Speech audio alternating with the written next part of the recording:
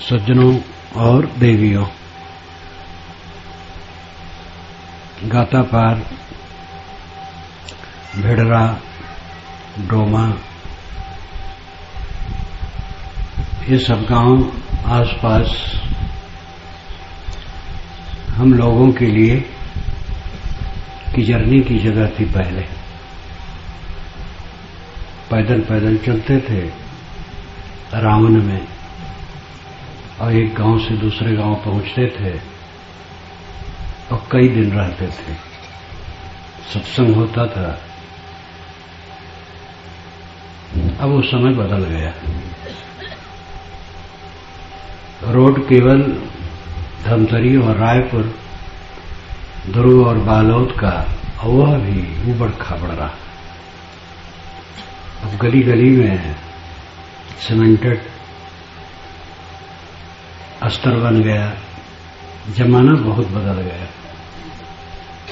भक्ति तब भी थी, आज भी है। भक्ति कब नहीं हुई? सदगुरु कबीर की एक साखी और उस पर विचार। जो मानुष गृह धर्म युत राखे शील विचार, गुरमुख वाणी साधु संग मन बच सेवा सार। जो आदमी गृहस्थी धर्म के संयुक्त होता है वो शीलवान होता है, विचारवान होता है, गुरमुख वाणी का आदर करता है, साधु संगत करता है और मनसा वाचा कर्मणा सेवा करता है। ये 5 सद्गुण सद्गुरु ने बताया। जो मानुष गृह धर्मयुक्त, गृहस्थी धर्म के संयुक्त जो मनुष्य है उसमें ये 5 गुण होते हैं। शील, विचार, गुरुमुख वाणी का आदर, साधु संगत और मनसा वाचा कर्मणा सेवा। इसी से सार जीवन का लाभ है। शील का महत्व सर्वत्र है। सदगुरु कबीर ने अन्यत्र कहा है, शीलवंत सबसे बड़ा सब रत्नों की खानी, 3 लोक की संपदा रही शील में आन। शील का व्यापक अर्थ है। समस्त सद्गुणों के समुच्चय को भी शील कहते हैं। शील कहते हैं चरित्र को। कभी कभी आप अखबार में पढ़ते होंगे, अमुक व्यक्ति ने अमुक महिला का शील भ्रष्ट कर दिया। कभी ऐसी घटना घटती है। चरित्र शील है।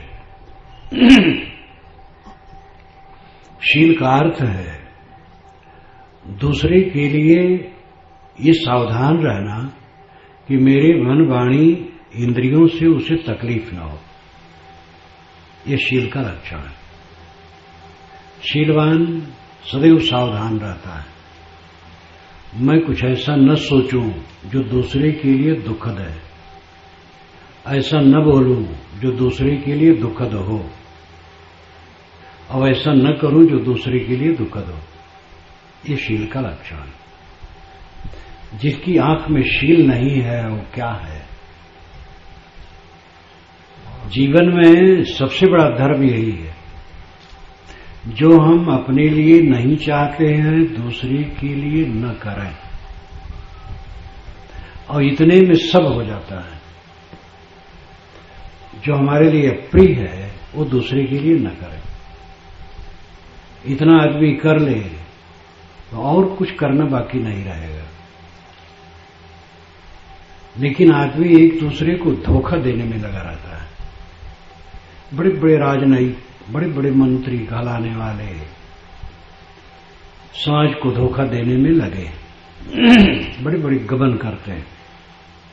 केवल वही नहीं, सभी वर्ग के लोग। धार्मिक क्षेत्र में झूठाई का बोलबाला, चमत्कार, अंधविश्वास, ये दूसरे को मूढ़ बनाना है। किसी मनुष्य को अनंत ब्रह्मांड नायक कहना, क्या कहा जाए? साईं बाबा का एक चित्र देखा, शिरडी के साईं बाबा का, उसमें लिखा है अनंत ब्रह्मांड नायक किए हैं। आश्चर्य है। जो बेचारे पैदा हुए थे अभी कुछ दिन पहले, त्याग से रहे, अच्छे संत थे। जब मुसलमान उनके पास जाते थे तो कहते थे राम तुम्हें खुश रखे, हिंदू जाते थे तो कहते थे अल्लाह मियां तुम्हें खुश रखे। दोनों को मिलाते थे। कबीर जैसा संस्कार उनका था, वैराग्यवान थे। अब उनको इतनी महिमा में बढ़ा दिए, हद हो गई। बड़े बड़े शहरों में मंदिर मंदिर बनते चले जा रहे हैं। महिमा जहां बढ़ा दो फिर तो क्या पूछना है। सदाचार और ज्ञान की बात वहां मिलती है, इसके लिए कोई आकर्षण नहीं। वहां जाओगे तो पुत्र चाहोगे तो पुत्र हो जाएगा, धन मांगना चाहो तो धन मांग लो, रोग कट जाएगा, मुकदमे में विजय हो जाएगी। इसके लिए लोग लालायित हैं, इसमें भीड़ होती है। अंग्रेज गवर्नमेंट के जमाने में हम लोग, कांग्रेस पार्टी ही मुख्य थी, उसमें चलते और गीत गाते, वतन पे मरने वालों का यही बाकी निशा होगा, शहीदों के मजारों पर लगेंगे हर वर्ष मेले, शहीदों के मजारों पर लगेंगे हर वर्ष मेले, वतन पे मरने वालों का यही बाकी निशा होगा। जो शहीद हो गए, मार डाले गए भारत की स्वतंत्रता के लिए, चंद्रशेखर आजाद, भगत सिंह, बहुत से लोग, तो इनकी मजारों पर हर वर्ष मेले लगेंगे। यही उनके लिए पहचान होगी कि इन्होंने देश के लिए अपनी कुर्बानी दी। लेकिन मैं देखता हूं कि मेला नहीं लगता। चंद्रशेखर आजाद इलाहाबाद में मारे गए थे। चंद्रशेखर आजाद कौन नहीं जानता है, भारत का आदमी। वो गर्म दल के नेता थे कि अंग्रेजों को मारो, लूटो, हटाओ यहां से। गांधी जी कहते थे ये न करो, बात करो, विचार करो, अहिंसा से, प्रेम से समझाओ। गर्म दल वाले कहते कि प्रेम से नहीं जाएंगे। गांधी जी कहते थे कि गर्म दल वाले जो कांग्रेसी हैं उनकी सच्चाई में कोई कसर नहीं है और राष्ट्रभक्ति में है, लेकिन रास्ता गलत है। चंद्रशेखर आजाद सदैव छिप के रहते थे। बनारस के थे, स्वस्थ शरीर, ब्राह्मण परिवार के थे, विवाह नहीं किए थे, पूरा जीवन उसी में लगा दिए और छिप के रहते थे। एक बार इलाहाबाद में आनंद भवन में जवाहरलाल अपने कमरे में बैठे थे, आए वो बैठे, कहे आपका परिचय ये आपने कभी सुना होगा चंद्रशेखर आजाद। अरे कहे आपको भारत में तो बच्चा बच्चा जानता है, आपको कौन नहीं जानता। आप रूस चले जाइए, अंग्रेज गवर्नमेंट आपके पीछे पड़ी, आप रूस चले जाइए। उनका रूस फूस में कहीं नहीं जाऊंगा, भारत के लिए लड़ रहा हूं और भारत में मेरी मिट्टी मिलेगी, एकदम तत्पर। और वहां एक विशाल पार्क है, बाग है, संग्रहालय है, बहुत दूर तक, इलाहाबाद के बीच में ही। उसी में अंग्रेज गवर्नमेंट पता पा गई कि वही है और सेना आ गई और पिस्तौल लिए थे, वह दागते रहे और जब बच गया एक गोली बस अपने सीने में लगा ली। उनका व्रत था कि हमें अंग्रेज छू नहीं पाएंगे और वही हुआ। भगत सिंह को आप जानते हैं, अनेक क्रांतिकारी हुए। जब वो तिथि आती है तो वहां थोड़ी सफाई करके एक स्टेचू भी उनका लगा है, एक सभा हो जाती है, 100-200 लोग इकट्ठे हो जाते हैं, एक रस्म पूरा कर लिया, मेला नहीं लगता। लेकिन जहां पर यह हुआ कि यहां पर रिद्धि सिद्धि मिलेगी, लड़का मिल सकता है, रोग कर सकता है, मुकदमे में विजय हो सकती है, वहां खूब मेला लगता है, खूब चढ़ावा होता है। ये संसार है। धर्म के नाम पर समाज को खूब गुमराह किया जा रहा है। कोई मनुष्य अनंत ब्रह्मांड नायक नहीं होता है। मनुष्य जन्मता है, जीता है, अच्छा बुरा करता है, मर जाता है। अच्छे लोग होते हैं, लेकिन सब मनुष्य हैं, थोड़े दिन के लिए हैं। तो चारों तरफ अंधविश्वास, अनर्गल बातें, लूट खसोट, बेईमानी, बदमाशी, शील का लोगों ने तिरस्कार कर दिया है। लेकिन शील के महत्व को समझने वाले भी हैं। सबको शीलवान होना चाहिए। हमें तकलीफ प्रिय नहीं है, थोड़ी भी तकलीफ हम नहीं चाहते हैं। इसलिए ऐसा काम करें जिससे मेरे द्वारा किसी को तकलीफ न मिले। ये शील का लक्षण है। शील का लक्षण चरित्र, शील का लक्षण समस्त सद्गुणों का समुच्चय, शील का मुख्य लक्षण दूसरे को तकलीफ देने की भावना बिल्कुल न होना। धर्म का तत्व यही है। हिंदू धर्म नहीं, हिंदू समाज है। इस्लाम धर्म नहीं, इस्लाम संप्रदाय है। जैन बौद्ध धर्म नहीं, संप्रदाय है। ऐसी तमाम शाखा प्रशाखा है, ये सब संप्रदाय हैं, समाज है। धर्म एक है, सनातन, सदा से रहने वाला। वो सनातन धर्म क्या है? शील और संयम, संयम और शील, ये सनातन धर्म है। आजकल सनातन धर्म का अर्थ माना जाता है हिंदू समाज में कि जो रामकृष्ण को अवतार माने, गंगा जमुना नदियों को तारने वाली माने, गौरी गणेश की पूजा करें, ब्राह्मण की पूजा करें, तुलसी का बिरवा आंगन में रखे, शिव जी की पूजा कर ले। वर्ण व्यवस्था को भी माने, वैसे वर्ण व्यवस्था कहीं नहीं है, लेकिन माने। ये सबको मिला करके कहते हैं ये सनातन धर्म है। लेकिन ये तो वेदों में ही नहीं है। गंगा जमुना नाम तो है, लेकिन उसको कोई तारने वाली नदी में नहीं माना जाता है। रामकृष्ण के विषय में कोई वहां परमात्मा या भगवान है वेदों में कहीं नहीं है। गौरी गणेश की पूजा नहीं है। जो कुछ आज हिंदू समाज में प्रचलित है पूजा पाठ, वो वेदों में नहीं है। और जो वेदों में है आज हिंदू उसको जानता ही नहीं है। इंद्र, मरुत, वरुण, उषा, अश्वनी, दधिक्रा, बहुत से देवता हैं, उनको वेद हिंदू समाज जानता नहीं है। तो सनातन धर्म जिसे आज कहते हो सनातन धर्म नहीं। सनातन धर्म का अर्थ होता है जो विश्व व्यापक हो, देश और काल जिसमें अवरोधक न हो, सभी देश सभी काल में मान्य हो, वो सनातन धर्म है। जिस धर्म को आज हिंदू समाज में सनातन धर्म कहते हैं वो हिंदू ही में बहुत लोग नहीं मानते हैं। मुसलमान, ईसाई, यहूदी, जैन, बौद्ध कहाँ मानते हैं? तो सनातन धर्म कहाँ? सनातन धर्म है जो इस पृथ्वी से बाहर भी कोई पृथ्वी हो, वहां मनुष्य हो, वहां भी माना जाता हो। आप कल्पना कीजिए कि एक पृथ्वी हो और वहां आप पहुंचे, वहां मनुष्य हो और सुसंस्कृत हो, तो वही भी संयम और शील मानेंगे। लेकिन इस भूमंडल का वहां कुछ नहीं होगा। इस भूमंडल के राम, कृष्ण, मोहम्मद, ईसा, कबीर, बुद्ध, इनका वहां नाम भी नहीं होगा। वेद, कुरान, बाइबिल, बीजक, रामायण, गीता, वहां कुछ नहीं होगा। गौरी गणेश कुछ नहीं होगा। बौद्धों जैनों का मत वहां कुछ नहीं होगा।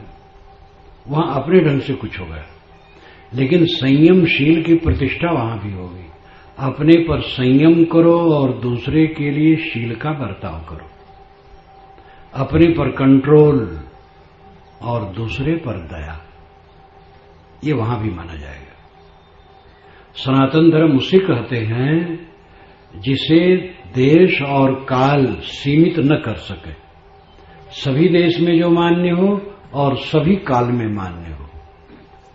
आप अल्लाह शब्द नहीं मानते, मुसलमान राम नहीं कहते, ब्रह्म नहीं कहते। किसी मस्जिद में कोई ब्रह्म या राम कह दे तो भलवा हो जाएगा, और किसी मंदिर में अल्लाह कह दे तो वहां भी आफत आ जाएगी। तो ये शब्द नाम रूप तो भिन्न भिन्न मतों में चलता है। जो नाम रूप से परे है वो सद्गुण है, संयम और शील, वो सर्वत्र मान्य है, वो सनातन धर्म है। इसलिए शील सनातन धर्म है और शील फल है, उसकी जड़ है संयम। महाराज राम ने अपने पर संयम किया तो भरत के लिए राज छोड़ दिया, क्रोध नहीं आया उनको। बल्कि वाल्मीकि रामायण में लिखा है, जब कैकेयी ने कहा कि तुम्हें 14 वर्ष का वनवास हुआ हो, भरत को राज्य मिला है। भरत दशरथ तो नहीं कह पाए, वो तो हा राम कह करके गिर पड़े। तब राम ने कहा कि पिताजी क्यों नाखुश हैं, हमसे बोलते नहीं। कैकेयी ने कहा नाखुश नहीं, अगर तुम बात उड़ा न दो तो मैं कहूं। ये उसने चुभने वाली बात कही। राम ने कहा माता, आपके कहने से तो मैं अपनी जान दे सकता हूं, आप ऐसा क्यों सोचती हैं? तो उन्होंने कहा कि भरत का राज्य हुआ है, तुम्हें 14 वर्ष का वनवास हुआ है। तो लिखा है वाल्मीकि रामायण में कि उनको शोक नहीं हुआ, ये उनकी विशेषता है। ये राम का रामत्व है। राम ने शील का बर्ताव किया, और शील का बर्ताव कैसे किया? अपने में संयम था, राज की भूख नहीं थी, संयमी थे, इसलिए शील का बर्ताव किया। भरत को राज मिल गया था, लेकिन उनमें संयम था। राम बड़े भाई हैं, उनको राज्य मिलना चाहिए। उनके चरणों में चढ़ा दिए चित्रकूट में जाकर। वे नहीं आए तो उन्होंने केवल सेवा की, राजभोग नहीं किया। ये उनका संयम। संयम के नाते वो शील का बर्ताव कर सके राम के लिए। आप जानते हैं महाभारत में ये बात नहीं घटी। कौरव पांडव दोनों संयम नहीं कर सके, इसलिए शील का बर्ताव नहीं कर सके। और 18 दिन में दादा, काका, चाचा, बाबा, गुरु सबको मार करके हस्तिनापुर और इंद्रप्रस्थ का क्षेत्र, कुरुक्षेत्र रक्त रंजित कर दिए। एक महाकाव्य भ्रातृघाती युद्ध का है महाभारत, और रामायण भाईचारे का है। यद्यप महाभारत ऐसा ग्रंथ है कि इसमें सब कुछ है, बहुत विशाल है, बहुत ज्ञान विज्ञान है, लेकिन महाभारत का सार तो युद्ध माना जाता है। जब दो आदमी ज्यादा तकरार करते हैं तो कहते हैं क्या यार महाभारत कर दोगे? तो महाभारत का सार है कला, असंतोष, असंयम और निःशीलता। दो भाई में असंयम है तो निःशील है, भाई के समान कौन होगा? लेकिन कहते मैं भाई से नहीं बोलूंगा, दुश्मन से बोलूंगा। कितना अनर्थ है। एक जगह अखंड रामायण का पाठ हो रहा था। रजनीकांत शास्त्री, विद्यावारिध रजनीकांत शास्त्री की पुस्तक है मानस मीमांसा, इलाहाबाद किताब महल से छपती है, बड़े तार्किक थे। उन्होंने लिखा है कि मेरे गांव में अखंड रामायण पाठ हो रहा था, रामचरितमानस का। तो मैं गली में निकला तो एक भाई मिल गया जो पाठ करवा रहा था। मैंने कहा तो ये अखंड रामायण का पाठ किस लिए हो रहा है? कि वो भाई साहब से मुकदमा चल रहा है तो विजय के लिए। तो रजनीकांत शास्त्री ने कहा कि मैंने डांटा, रामायण बनी है भाईचारे की कहानी के रूप में।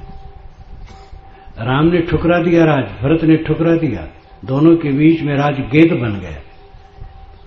और तुम तनिक सी बात लेकर के भाई से मुकदमा लड़ते हो और उसके लिए रामायण का पाठ करवाते हो।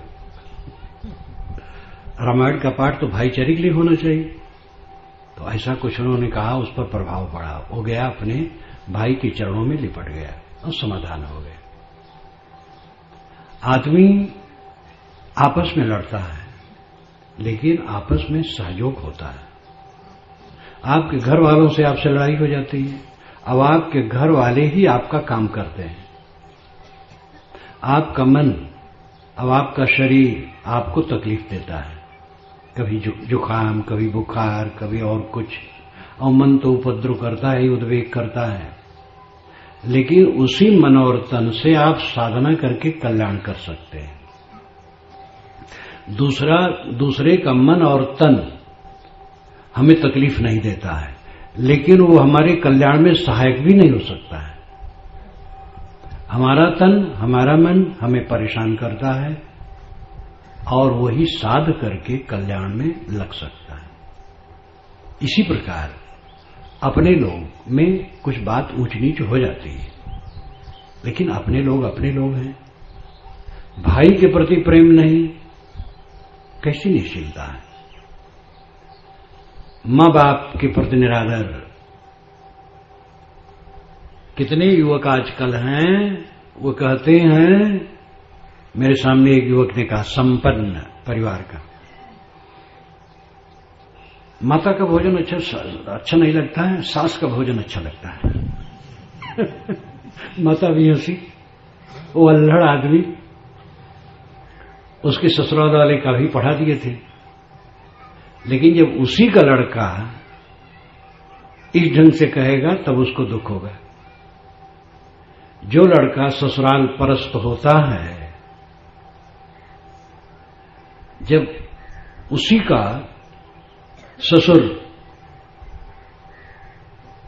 ससुर अपने लड़के के लिए जब ऐसा देखेगा तो उद्विग्न हो जाएगा। अपने दामाद को हम भटकाते हैं और अपने लड़के को चाहते हैं कि हमसे प्रेम करें। ये निशीलता का लक्षण है। शीलवान बनो, सबके प्रति कोमल बर्ताव, विनम्र बर्ताव। संयम और शील ऐसी चीज है, जहां संयम है वहां शील है, और जहां संयम नहीं वहां शील नहीं। सबसे बड़ा धर्म क्या है? संयम। आप राम जपते हैं कि रहीम जपते हैं, सतनाम कहते हैं, इसका महत्व नहीं है। आप किस पंथ के हैं, कौन देवी देवता मानते हैं, इसका महत्व नहीं है। महत्व है कि अपने पर कितना कंट्रोल है और दूसरे के साथ कितनी हमदर्दी है, ये महत्व है। फिर आप अपने अनुसार कीजिए, कोई बुरा नहीं है। जहां जो जन्मा है, जैसा संस्कार पाया है, वैसा देवी देवता, भगवान भवानी, किताब ग्रंथ, नाम मंत्र जब तक पढ़ता करता रहता है। लेकिन असली चीज संयमशील है।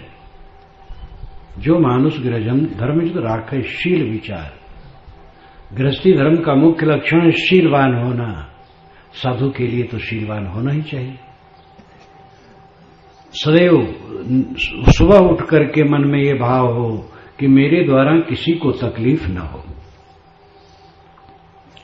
कितनी माताएं हैं, घर में हैं दो चार, एक दूसरे से बोलती नहीं। सास बहू हैं, एक साथ है, एक भोजन बनाती है, दूसरे को परोसती है, लेकिन बोलती नहीं। बोलती भी है तो बहुत गंभीर होकर, दुखी। देवरान जेठान में बातचीत नहीं, ननद भावज में कलह, ननद ना आनंद, भाभी से आनंद नहीं।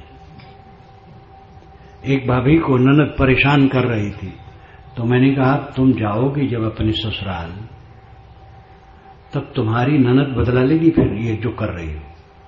कहे साहब वहां शुरू हो गया, मैं गई हूं। मैंने कहा तब अपनी भाभी को क्यों परेशान करती हो? तो अपनी भाभी को ढकेल करके प्रेम से कहा, अब लो मैं तुम्हें कुछ नहीं कहूंगी। ये संसार चक्करदार है, जो करो लौट करके अपने ऊपर आना है।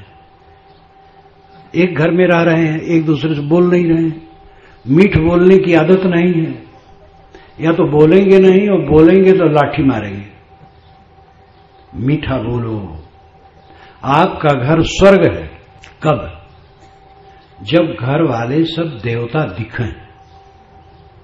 आपको देवता दिखते हैं या तो पत्थर की पिंडियों में, या तो आकाश की शून्यता में।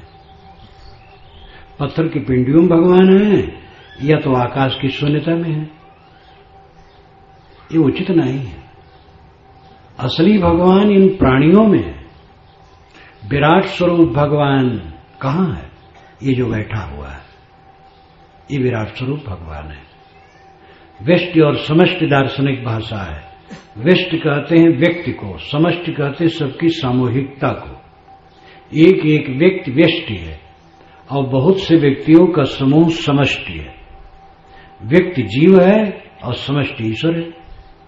इसीलिए पंच परमेश्वर कहा जाता है गांव में। भाई पंच का तो बात मानने पड़ेगा, पंच परमेश्वर, क्योंकि पांच हैं तो सब झूठ नहीं बोलेंगे, सब बेईमानी नहीं करेंगे।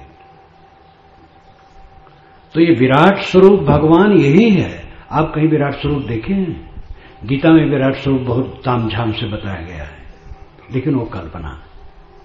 गोस्वामी जी ने उत्तरकांड में राम के मुंह में काकभुसुंडी को घुसेड़ दिया है और उसमें वो पता नहीं कितने युग तक घूमते रहे। वो सब काल्पनिक है। वेद का जो विराट स्वरूप वो असली है और वहीं से ये लोगों ने नकल की है। सहस्रीर्षा पुरुषा सहस्राक्ष सहस्त्रपाद सब भूमि विश्व तो वृत्ता तिष्ठ दशांगुलम, ये ऋग्वेद का मंत्र है। उसके हजारों हाथ पैर मुख ग्रीवा है, सिर है, और वो पूरी दुनिया में पूरी पृथ्वी पर घेर करके 10 अंगुल के ऊपर बैठा है। कबीर वाणी और वेद वाणी ये दोनों में पहेलियां हैं। जो शब्दों से केवल नहीं समझ सकते हैं, उसके मर्मी ही आपको समझा सकते हैं। सहस्रीर्षा पुरुषा सहस्राक्षा सहस्रपात, उस पुरुष के, उस ब्रह्म के हजारों हाथ पैर श्रीग्रीवा हैं। स वह भूमि पृथ्वी पर विश्वतो सब तरफ से वृत्तात् घेर करके अतितिष्ठत 10 अंगुलम 10 अंगुल के ऊपर बैठा है। इसका अर्थ है कि पूरे भूमंडल में प्राणी है, लेकिन अनुभव उसका होगा नाभि से ऊपर 10 अंगुल हृदय, हृदय में उसका अनुभव होगा। इसमें सगुण उपासना निर्गुण उपासना दोनों का निर्वाह है। बाहर आंखें खुले देखो सब सगुण भगवान है, आंखें बंद करो अंदर निर्गुण भगवान है। अपना आत्मा निर्गुण भगवान है, आंखें खुली तो ये सगुण भगवान सब देवी देवता बैठे हैं। ये विराट स्वरूप है। प्राणियों का जो विस्तार है यही विराट स्वरूप भगवान है। इस चीज को जो समझता है वो किसी के साथ निशील नहीं होता। किसको हम तकलीफ दें? जिसको हम तकलीफ देते हैं वो भगवान है। दुकानदार अगर ये समझे कि ग्राहक जितने आते हैं हमारे सामने वे भगवान भगवती हैं, तो कैसे धोखा देगा? ऑफिस में क्लर्क और अफसर बैठे हैं और ग्राहक आते हैं अपने काम कराने के लिए, कहते हैं 10 दिन के बाद आना। कितनी दूर से आए हैं, खर्च किए हैं। आपको तनख्वाह जो मिल रही है इन्हीं से मिल रही, प्रजा से। राजा के पास धन कहां होता है? प्रजा का धन ही इकट्ठा होकर के राजा के पास जाता है और उसी से उनको तनख्वाह मिलती है।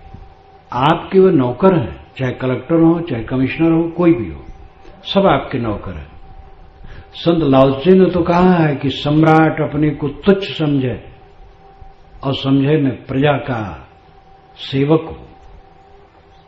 संत लाओत्से एक संत हुए चीन में 2500 वर्ष पूर्व। उनकी पुस्तक है ताओ ते चिंग, चीनी भाषा में। ताओ का मतलब विश्व नियम, ते का मतलब सद्गुण, चिंग का मतलब किताब। विश्व नियम और सद्गुण की किताब, हिंदी में उसका अनुवाद इन पुस्तकों में होगा, आप देखिएगा।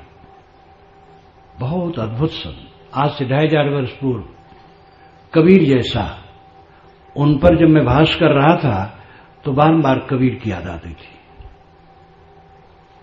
उसने कहा, और स्वयं सम्राट के महाअभिलेखागार का बड़ा अफसर था, लेकिन जब देखा कि सम्राट अपनी गद्दी में चिपका है, पब्लिक की चिंता नहीं और पब्लिक बटी है, संगठित नहीं है, तो उसने इस्तीफा दे दिया। और एकांतवासी हो गया। कई बार उनके मंत्री आए, सम्राट ने भेजा कि लाओत्से को लाओ। अब लाओत्से जैसा संत पुरुष उनको मिला था तो कब छोड़ने वाले थे, लेकिन वो नहीं गया। एक बार जब उसका बड़ा मंत्री आया, कहा लाओत्से तुम क्यों नहीं चलते हो, सम्राट बारंबार तुम्हारी याद करता है। तो नदी किनारे बैठे थे। कुछ कछुए नदी में से निकलकर रेत में और रेत से नदी में खेल रहे थे। तो लाओत्से ने कहा बताओ, ये कछुए से कहो कि यहां ये छोड़ करके तुम्हारे राजभवन में चलें और वहां सोने के महल में रहें। अगर इनको राजी कर लो तो मैं भी चलूंगा। ये रेत में घूमना आनंद मानेंगे, आपके राजभवन में नहीं। तो समझ गया कि लाओत्से नहीं जाएगा। लाओत्से अद्भुत संत हुआ, महासंत। जो हमारे यहां बुद्ध और महावीर थे, तब चीन में वो थे।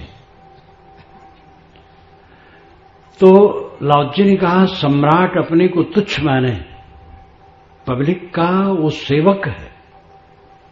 मैं कहता हूं गुरु भी समाज का सेवक है। सबको अपने को सेवक मानना चाहिए।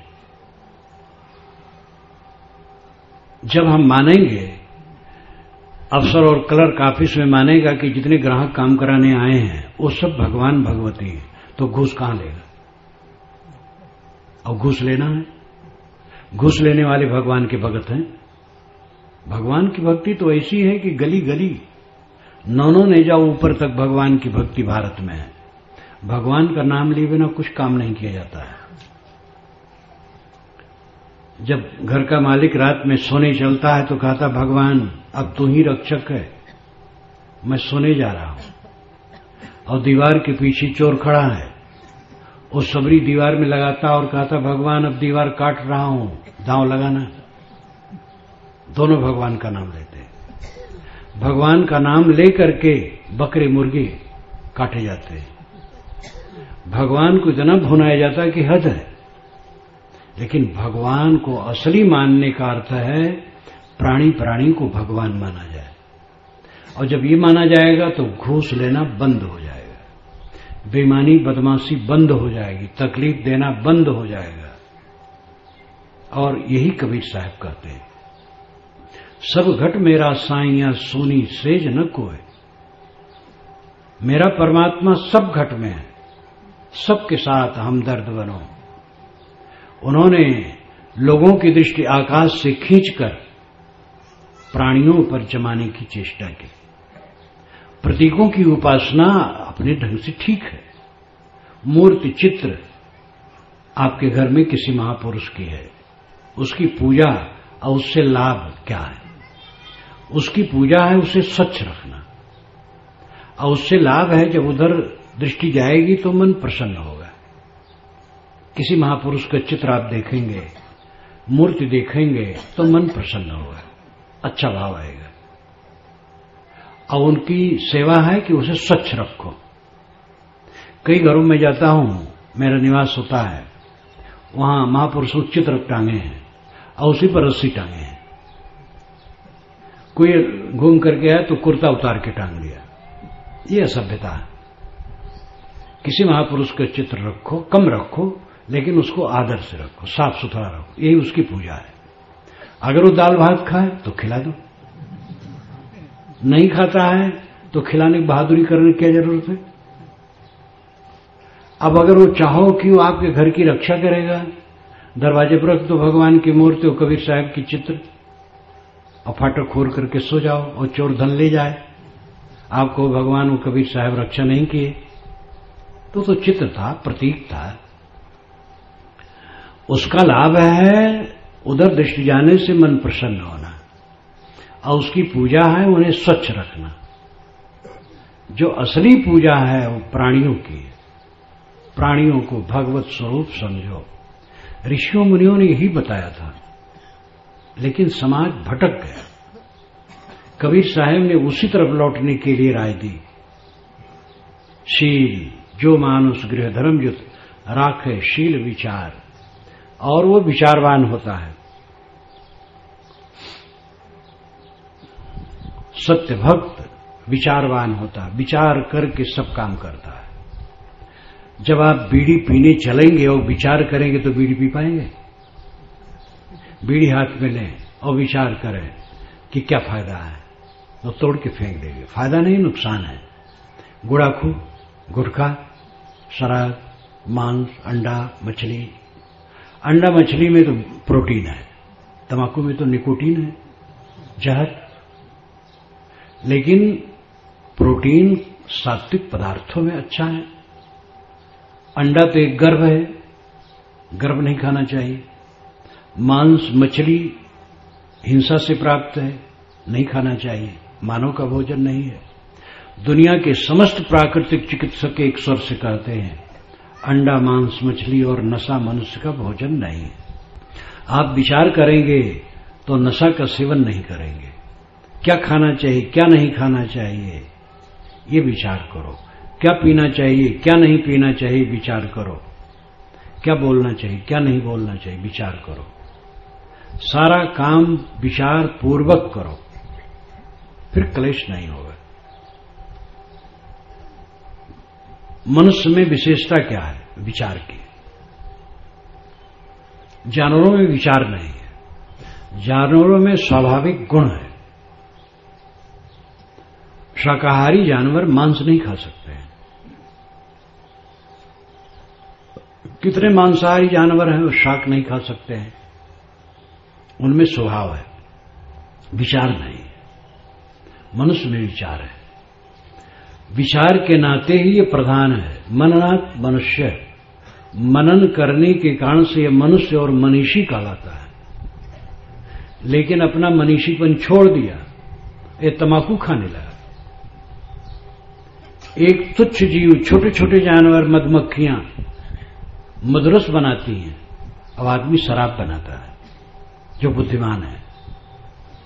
गुड़ाखू का कारखाना, 5 गुणों वाला गुड़ाखू, मैंने एक जगह बोर्ड में पढ़ा, 5 गुणों वाला। अर्थ, धर्म, काम, मोक्ष, ये 4 है और 5वां और कुछ होगा। गुड़ाखू का सेवन करने सब सिद्धि मिल जाती है।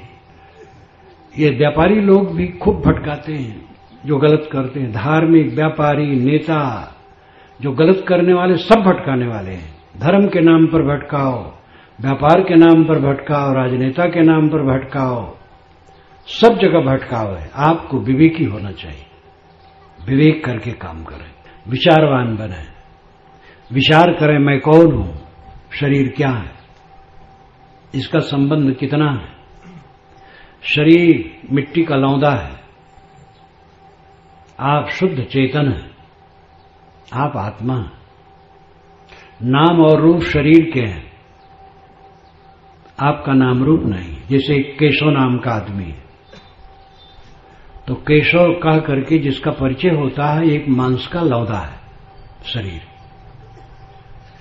और केशव का शा वा और ये मात्रा, ये मिला करके एक नाम है। बोलो तो हवा में उड़ जाता है, लिखो तो कागज या पाटी पर एक चिन्ह बनता है। वो क्या है? हम अपने केशव मान लिए।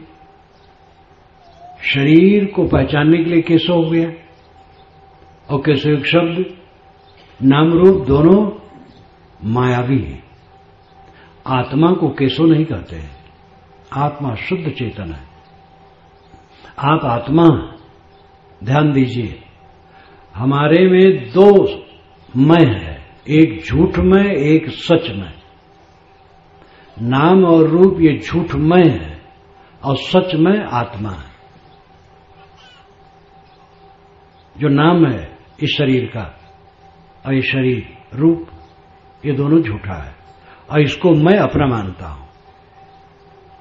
लेकिन जो आत्मा है शुद्ध चेतन, वो असली मैं है। जीवन भर हम झूठे मैं में फंसे रहते हैं, असली मैं में पहुंचते ही नहीं है, और इसीलिए चित्त खिन्न रहता है, दुखी रहता है। कोई कटु कह दिया नाम को, ओह गाल फूल गया। कोई आड़ में कह दे मुझे अभिलाष बोलते तो अच्छा है, इसका मतलब क्या मेरे में आचरण नहीं है, चोट लग जाएगी। और अभिलाष क्या है? एक हवा का झोंका है, कहो बोलो तो हवा का झोंका है, लिखो तो एक चिन्ह है। अभिलाष से जिसको आप पहचानते हो मांस का लौंदा है, वो मैं नहीं हूं, लेकिन मैं उसमें चिपका हूं और दुखी हो गए।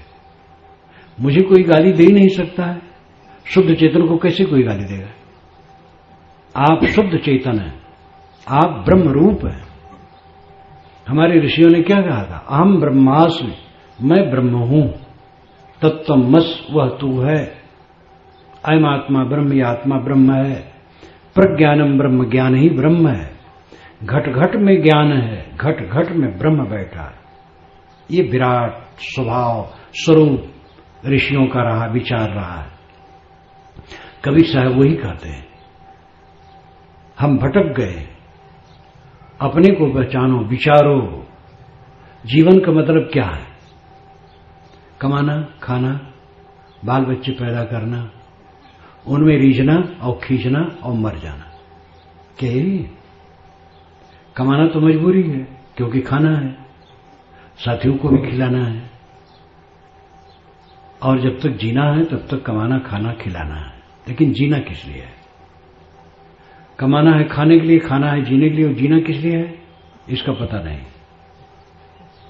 जीना है अपने आप के बोध के लिए और दुख से रहित रहने के लिए, परमानंद प्राप्त के लिए, परम सुख में रहने के लिए, निर्भय सुख, अनंत सुख, परमानंद में जीने के लिए ये जीवन है। कमाते हैं, खाते हैं, जीते हैं, लेकिन सुखी नहीं। क्यों? अपने आप का बोध नहीं है, समझ नहीं है, देह बुद्धि है, राग द्वेष कला कल्पना में इसी में डूबे हैं। नाम रूप जो दिखाई देता है, नाम रूप सब नश्वर। देखो इतनी मूर्तियां यहां बैठी हैं, मोम की मूर्तियां। मोम की मूर्तियां, मोम बत्ती होती है, जलती है, गलते गलते खत्म। ये हम सब की मूर्तियां, मोम की मूर्तियां गलते गलते खत्म हो जाएंगी। जितने लोग आजकल हैं 100 वर्ष के अंदर ही करीब करीब नहीं रह जाएंगे। पहले वाले कहां हैं? ये नाम और रूप माइक है, माया मैं, और इसी में हम डूबे हैं। नाम रूप से परे जो शुद्ध चेतन आत्मा है उसका बोध नहीं। मैं कहें राम सुन लक्ष्मण भाई, मैं तनहूं अज्ञान कहाई, मैं नहीं तनहूं ज्ञान कहाई। राम कहते हैं लक्ष्मण भाई सुनो, मैं शरीर हूं ये मानना अज्ञान है, मैं आत्मा हूं ये मानना ज्ञान है। अपने को पहचानो। अस्ति आत्मा राम है, मन माया कितना अस्ति, ये साहिब की वाणी है। तो विचारवान बनो, राखे शील विचार। गुरुमुख वाणी, गुरुमुख वाणी का आदर करो। गुरुमुख वाणी क्या है? गुरु के मुख से निकले वो गुरुमुख वाणी है, लेकिन गुरु कोई सच्ची पहचान तो नहीं है, इसलिए निर्णय वाणी गुरुमुख है।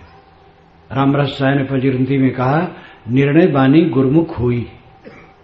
निर्णय 2-2-4 ये गुरुमुख वाणी है, चाहे बच्चे के मुख से निकले, और 2-2-5 बूढ़ा भी कहे तो गुरुमुख वाणी नहीं। कोई गुरु नामधारी कहता 2-2-5 तो गुरुमुख वाणी नहीं। निर्णय वाणी गुरुमुख है।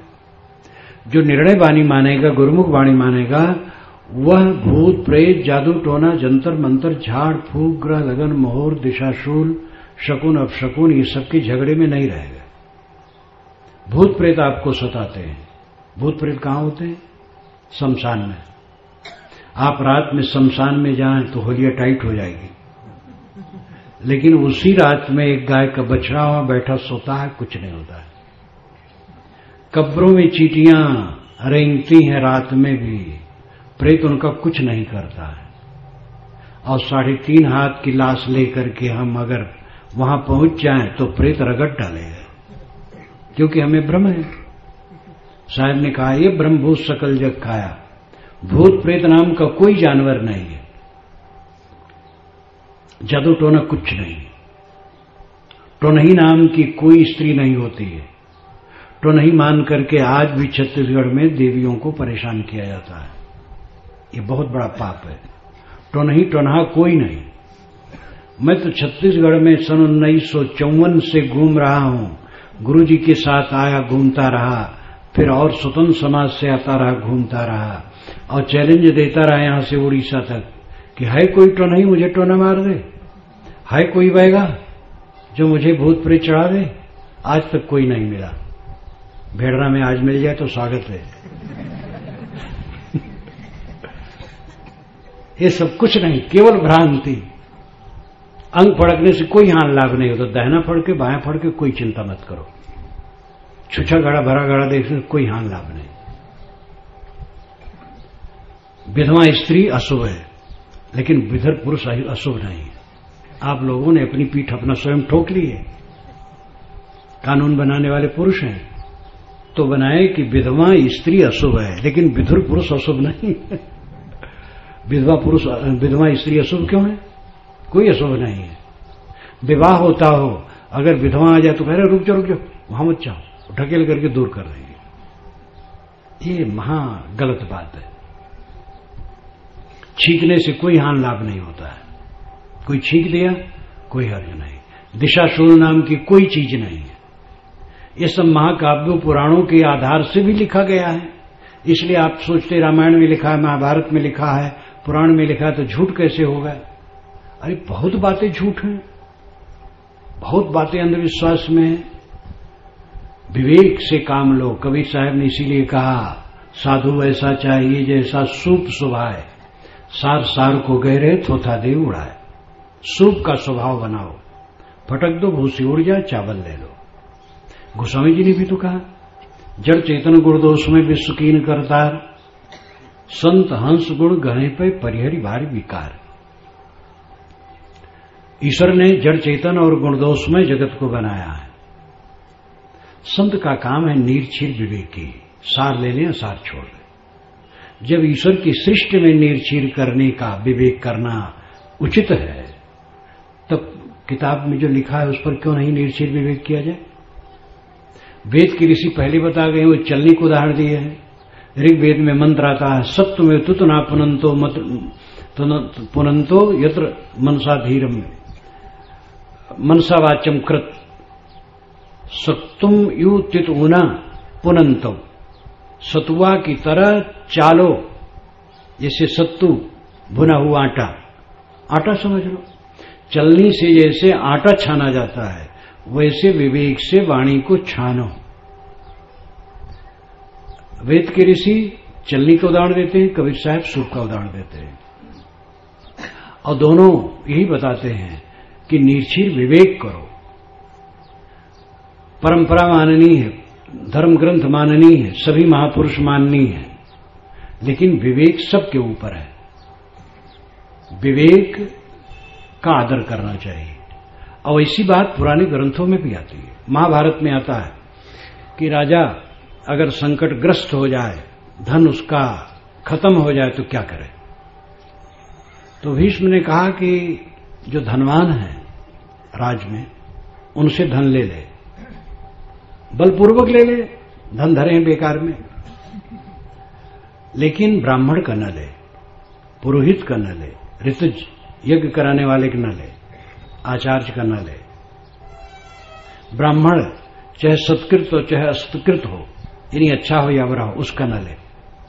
लेकिन तुरंत महाभारतकार ने लिखा है कि लेकिन शंख और लिखित मुनि में जो प्रेम रखते हैं, शंख और लिखित ये दो मुनि थे, भाई थे, इनमें जो प्रेम रखते हैं और उनके अनुगामी हैं, वो ये बात नहीं मानते हैं। वो कहते गलती जो करे सबको दंड होना चाहिए, चाहे ब्राह्मण हो चाहे गुरु हो। गुरु ही कर्तव्य का विचार छोड़ दे, उसको भी दंड होना चाहिए।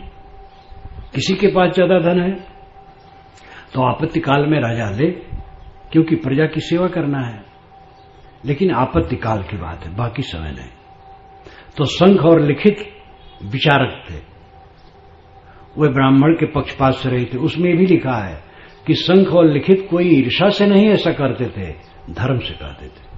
यानी ब्राह्मणों से उनको ईर्षा नहीं थी, किंतु धर्म की बात कि भाई जब सबसे धन लेना है तो ब्राह्मण से भी ले, अगर ब्राह्मण के पास ज्यादा है। और ब्राह्मण गलत करता, गुरु गलत करता है तो उसको भी दंड मिलना चाहिए। निर्णय विचार रखने वाले सब समय में रहे हैं।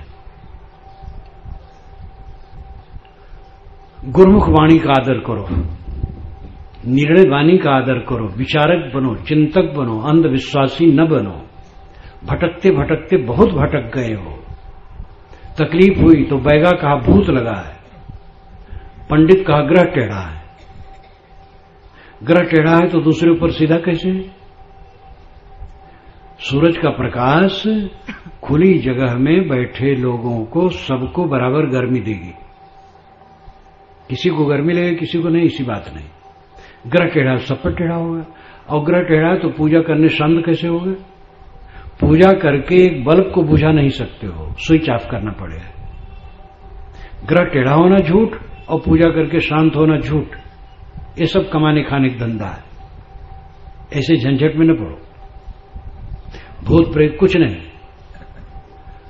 लोग कहते महाराज हमारे घर पर कोई कुछ कर दिया है, इसलिए साल भर से हमारे घर में संकट संकट है। महाराज राम ने कहीं कहा था, जब उनको राज बता करके सुबह बंद दिया गया, वशिष्ठ के पास भी नहीं गए कि महाराज जरा हाथ देख लीजिए, हमारा ग्रह दशा देख लीजिए, कोई यज्ञ बैठा दीजिए, मैं यहां रह जाऊं। वो तुरंत चले गए और उनके हम अनुगामी हैं और झाड़ फूक में पड़े। महाराज राम ने कहीं झाड़ फूक करवाया है? तो हम अंधविश्वास में लटके हैं। गुरुमुख वाणी, साधु संग, साधु की संगत करो, सज्जनों की संगत करो। साधु का मतलब है अच्छे विचार आचार का आदमी, केवल कपड़ा नहीं। हमारे कपड़े में हो, आपके कपड़े में हो, स्त्री हो पुरुष हो, कोई भी हो, सदाचारी हो, शीलवान हो, वो साधु है। साधु की संगत करोगे तो अच्छे विचार मिलेंगे। जहां पर स्त्री की चर्चा होती है, पर धन हड़पने की चर्चा होती है, दुर्व्यसन का बोलबाला है, ऐसी संगत करोगे तो खराब होगे। चरित्रवान, संयमी, शीलवान की संगत करो, साधु की संगत करो। और मनसा वाचा कर्मणा सेवा करो। किसकी सेवा करो? सबकी सेवा।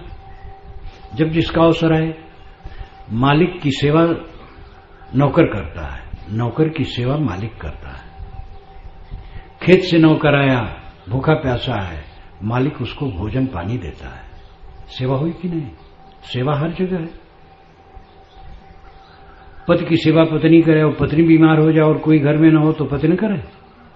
ध्यान दीजिए, आप लोग देवता बन करके बैठे हैं और इन देवियों को दासी बनाए बैठे हैं। भूल जाइए, अब इनका रिजर्वेशन बढ़ रहा है और ये भी पढ़ लिख रही हैं और ये भी आगे आ रही हैं। अब दोनों मित्र हैं समझो।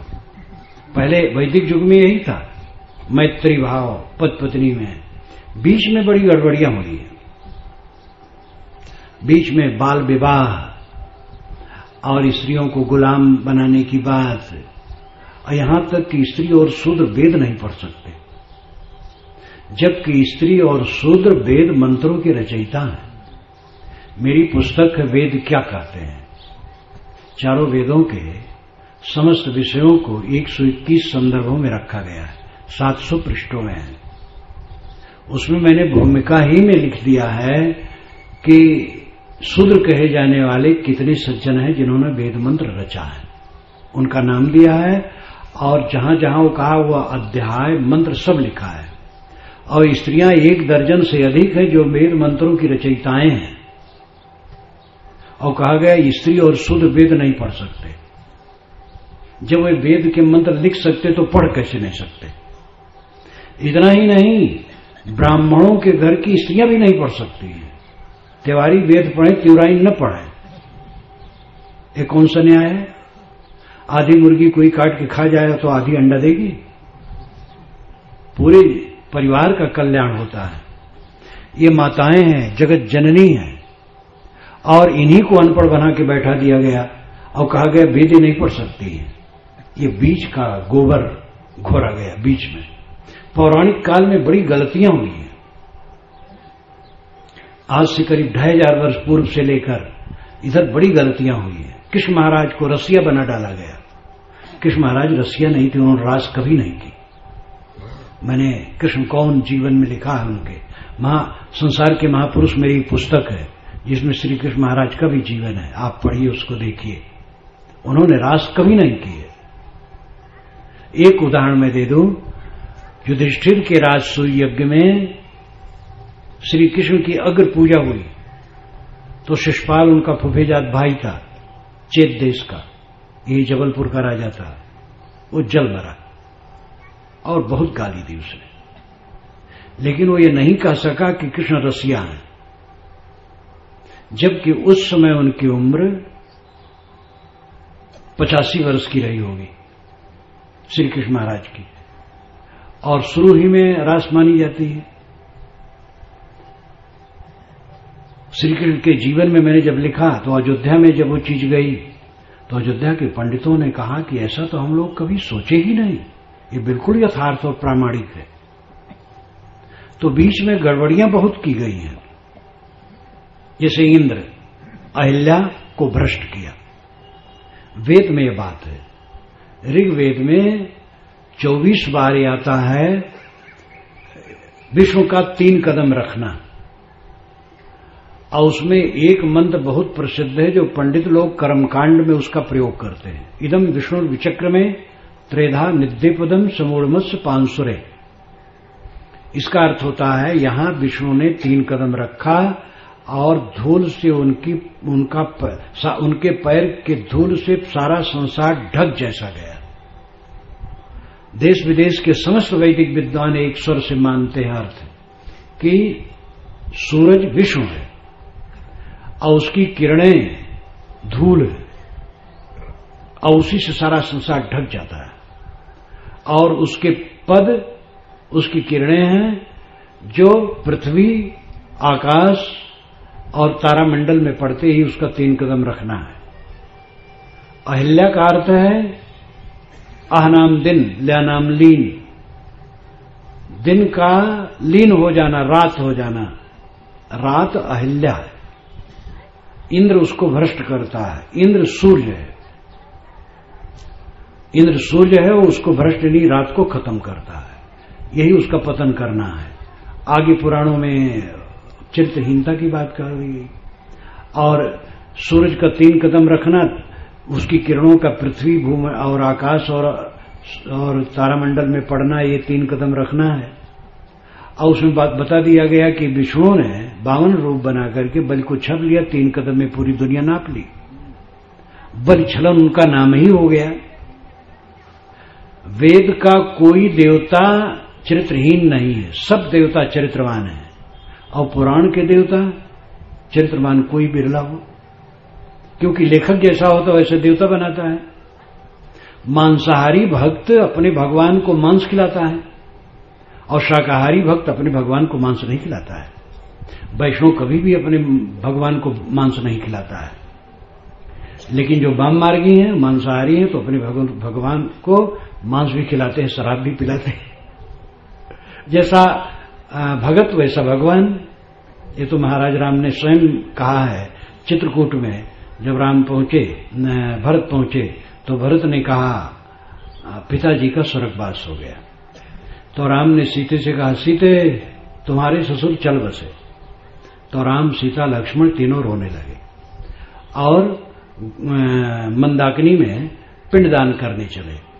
तो इंगुदी फल काट करके उन्होंने पिंड बनाए पिंडदान करने के लिए। तो शायद कौशल्या ने कहा है कि ये कसैला फल राजा कैसे खाएंगे, माना जाता है पिंडदान किया जाता तो तुम्हारा आदमी खाता है। तो वहां बात आती है कि जो भक्त खाता है वही तो अपने भगवान को खिलाएगा। तो भक्त, अब राम भक्त हैं उसके, और वे जंगल में फल फूल खाते हैं, तो पिंडदान उसी तो करेंगे। तो जैसा भगत होता वैसा अपना भगवान बना लेता है। वैदिक ऋषि चरित्रवान थे, इसलिए सारे देवता उनके चरित्रवान हैं। पौराणिक दशा में बहुत गड़बड़ियां कर दी गई, वैसे पुराण में बहुत अच्छी अच्छी बातें हैं। तो कहने का मतलब है बीच में गड़बड़ियां ज्यादा की गई हैं। वेद पढ़ने के सब अधिकारी हैं, मानव मात्र वेद पढ़ने का अधिकारी है, लेकिन पंडितों ने कहा स्त्री और शूद्र नहीं पढ़ सकते।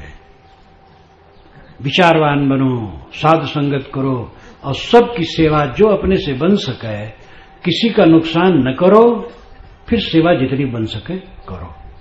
तो ये सदगुरु का वचन है, जो मानुष गृहधर्मयुत राखे शील विचार, गुरुमुख वाणी साधु संग, मन बच सेवा सार।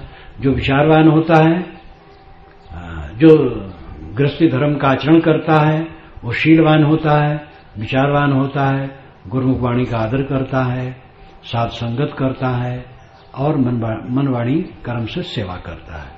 यही जीवन का फल है। इन सब के सद्गुणों को हम अपनाएं और अपना आचरण बनाएं। इसी के साथ अपनी वाणी को मैं विराम लेता हूं।